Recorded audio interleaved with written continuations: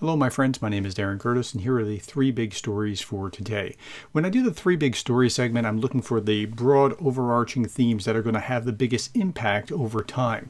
I saw this and I thought, yep, this is it. Okay, so this is the NSDC chief, that's the Secretary of the National Security Defense Council of Ukraine, saying that Russia's system is hyper-centralized, and that's a problem. Like, centralization is really good to do something right away, but before that, you have to wait to get the command from above, and you also run the risk of going very, very wrong very quickly. The U.S. is about the opposite of that. You have all these moving parts that have to happen before they can agree to something, but then it's a pretty resilient system. Okay, so here, Secretary of National Security and Defense Council of Ukraine considers hyper-centralization to be a weak point of the Russian system.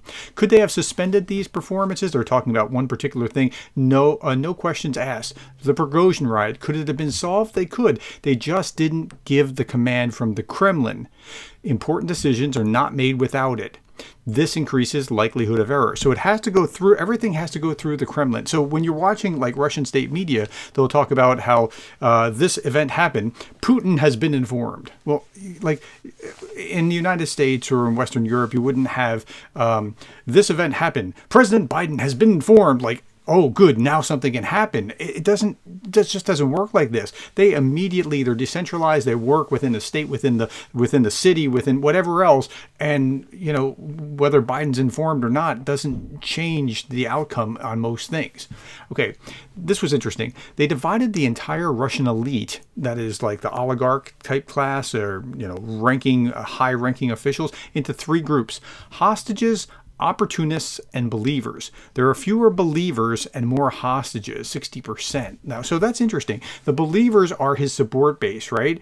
And if they're hostages, they're there because they kind of have to go along for the ride at this point, but they're not really the type of people that want to propel him forward. I believe that the situation in Russia today is fragile stability, and that's probably a good observation of how that works. Okay, let's turn our attention to what's going on in the United States. Oh, before that, let's turn our attention to what's going on in Ukraine. Following the AFU commander-in-chief Syrskyi, President Zelensky said that Russian military leadership has set the task to take Chasiv Yar before May 9th. Now, why May 9th? It's Victory Day in Russia. They want to have a big celebration before they run whatever tanks remain through Red Square. By my assumptions, it is also about the date of May 7th. Why May 7th? Which is the day of Putin's inauguration, and they need at least a small victory by that memorable date. Now, the Russian public channels often mention this date as the date of some special event that will allegedly hit Ukraine and its allies like a ton of bricks.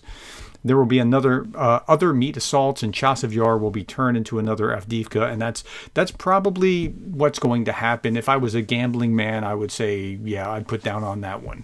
Okay, let's turn our attention. That's big story number 2. Let's turn to number 3.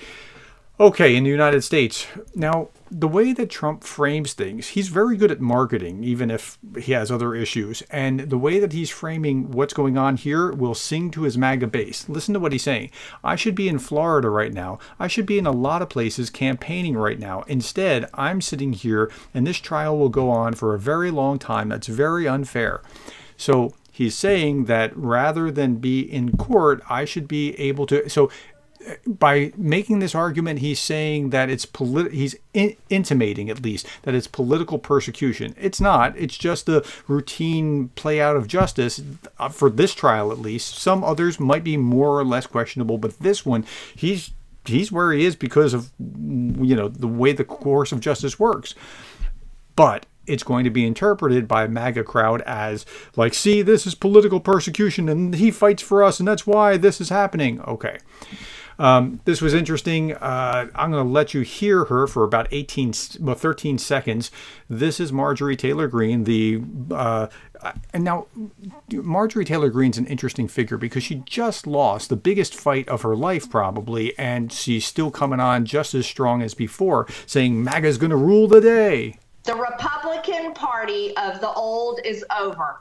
It's our job to build the new Republican Party, and that new Republican Party will be MAGA. It will be America first, and we're going to make sure it happens.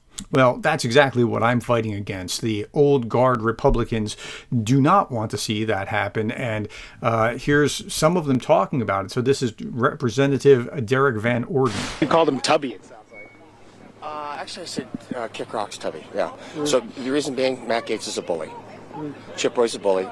Bob Good's a bully. And the only way to stop a bully is to push back hard. The majority of the majority, the vast majority of the majority, is sick and tired of these high school antics. The only thing I gleaned from... talking about MAGA again, and here's another MAGA spokesperson. This is Matt Gaetz. from it is that Mr. Van Orten is not a particularly intelligent individual. So there is really a intramural fight within the Republican Party. There's no question about it. And so here's a little bit more of this. This is Senator Mike Lee, Utah. The Senate should just say no to the warmonger wish list pushed through by Speaker Johnson.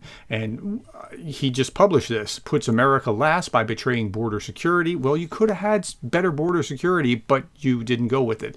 Holds life-saving aid to Israel hostage. Taxpayers will pay for the training of gender advisors in Ukraine's military. I mean, okay, I don't know why that's even there, but that doesn't need to be part of it. But get the aid to Ukraine.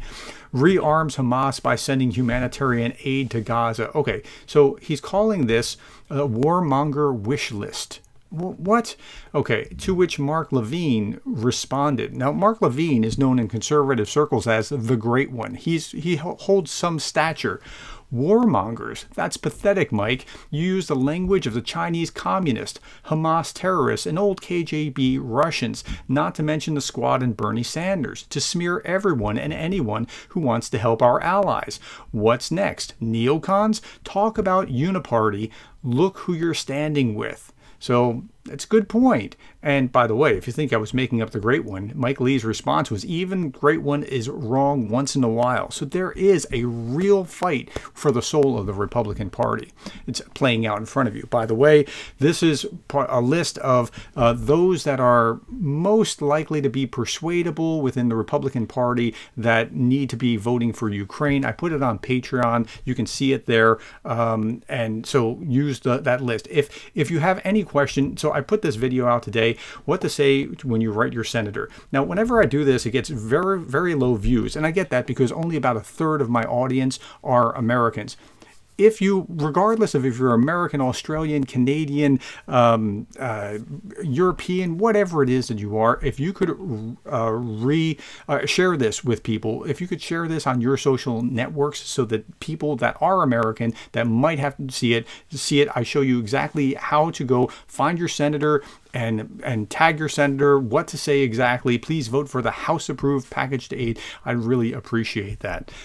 Okay, that's all that I have. Thank you for your time. Thank you for the likes, the shares, the subscribes. I do really appreciate those of you who have taken the time to reach out to your representatives and are now taking the time to reach out to your senators as well.